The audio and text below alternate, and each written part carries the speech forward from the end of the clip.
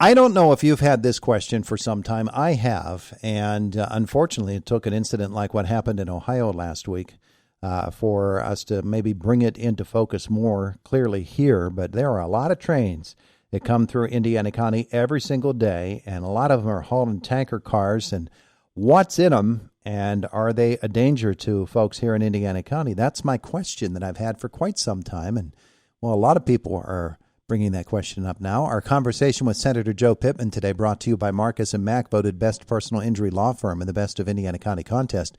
Marcus & Mack, a law firm representing injured people. Senator, good morning. Todd, good morning. It's good to have you with us. You issued a statement yesterday about this particular situation in Ohio, but it's right near the Pennsylvania border, and whether it was or whether it wasn't, it is a danger, and we really need to start taking it seriously, don't we?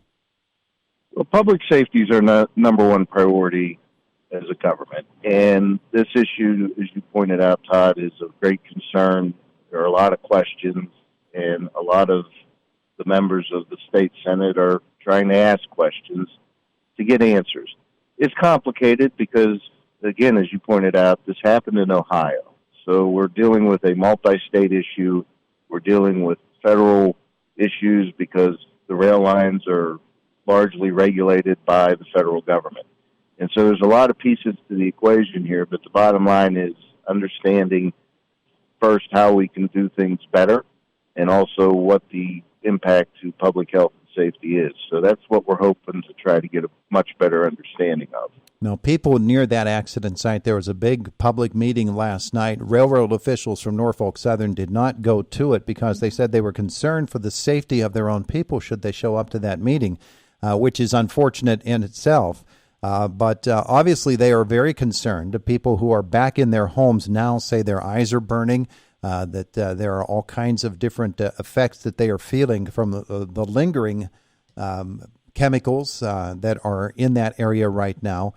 That's one of the things about it, and I know you're studying this in Harrisburg, and you need the experts to weigh in on it, is it's not just a matter of, okay, a train crashed here, and it's only there that the problem occurs, because if a gas escapes or something gets into the water, it's everywhere. You're right. I mean, we're talking about an industrial process. We're talking about transporting volatile chemicals. It happens across this country every day.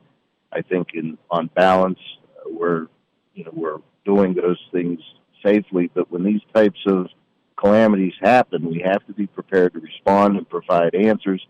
And Norfolk Southern needs to be upfront and transparent and open about what has happened, why, and how they can move forward to protect public health.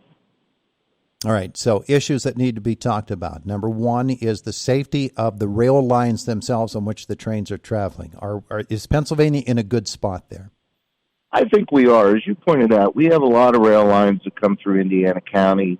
We've had circumstances where there have been derailments or mishaps, but those things happen. I mean, we're talking about transportation. If you look at our highways, every day, tragically, we have highway incidents and accidents and loss of life, and I'm not saying that that's okay. It's just a reality of what happens when we as a society move.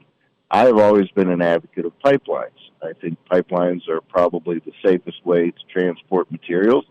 They aren't perfect, and so we have to have that balance. And again, as a government, public safety is our number one priority. We've got to make sure that our systems are working and that there's accountability whenever mistakes and accidents occur, and that we learn from them ultimately.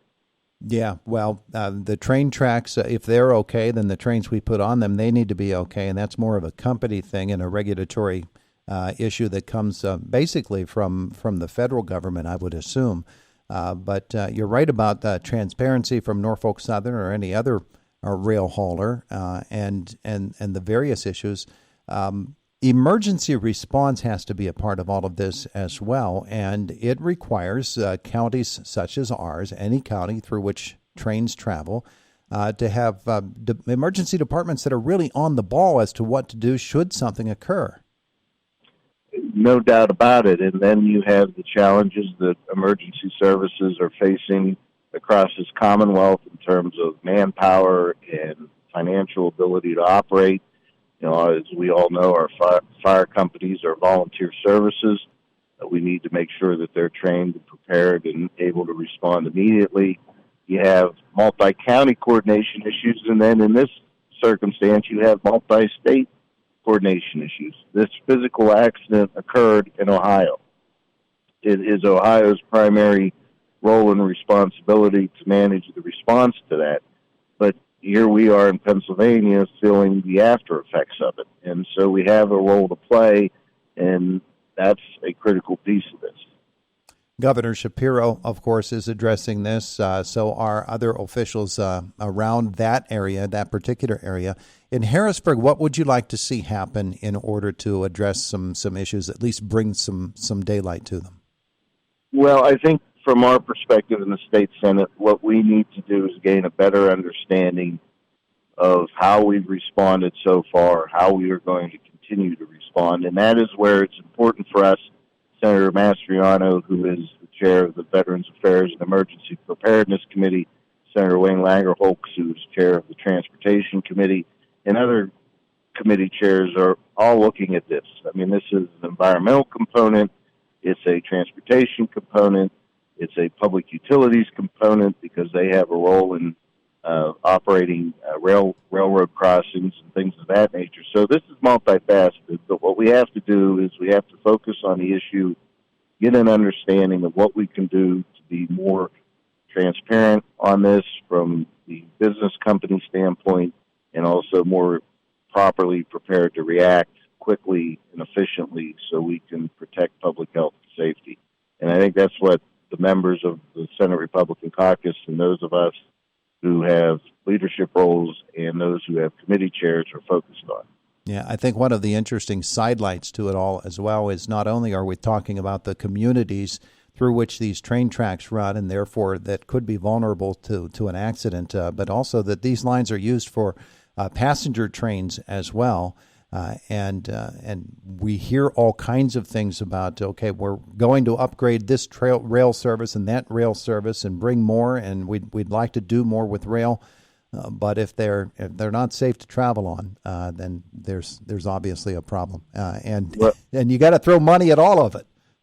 Well, it takes financial resources to maintain infrastructure and to keep infrastructure safe and secure. I mean, if you look at the Fern Hollow Bridge collapse in Pittsburgh and other infrastructure failures. I mean, this is not, in this case, this is about rail infrastructure, but, FAA, our ability to coordinate our airplanes in the sky, our highway infrastructure. I mean, it's all a critical piece of governmental operation to ensure that infrastructure network is as safe and secure and functional as possible.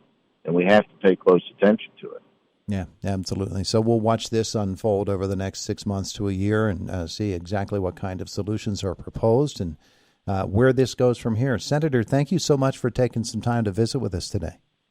Todd, my pleasure. You take care of yourself, and always happy to be on the show. Beautiful. Have a great day. See ya. Senator Joe Pittman with us here this morning on Indiana in the Morning. As always, our conversations are presented by Marcus & Mack. Voted best personal injury law firm in the Best of Indiana County contest. Marcus & Mack, a law firm representing injured people. This is Attorney Bob Marcus. And I'm Attorney Brian Mitterheiser. If you've been hurt in an accident, you need an experienced team of attorneys who will vigorously fight for your rights. That's Marcus & Mack. For more than 4 decades, we've helped clients obtain financial compensation for their losses. Our firm is dedicated to personally serving our clients, doing what is right, whatever it takes. So if you've been hurt in an accident, tell them you mean business. Call Marcus & Mack.